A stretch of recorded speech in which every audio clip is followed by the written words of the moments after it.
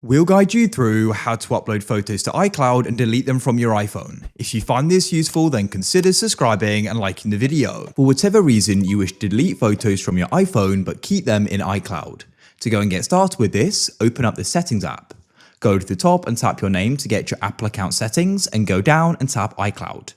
Then you need to go and find photos in Save to iCloud, and what you want to do is go and stop syncing it.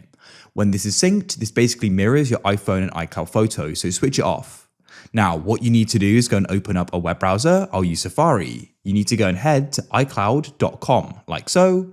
Here you can press sign in and sign into your account. It's a really easy process. After you successfully signed in, you need to head to the top right and you can press on the apps button and press photos. Head to the top right and press the upload button, which is the cloud with the arrow, and you can press photo library. With them selected, you can press add in the top right. We've successfully uploaded them to iCloud, and then what we can do is we can come onto our iPhone and we can delete them from our photos. And we are not syncing them direct with iCloud, and so they'll stay in iCloud. That's it.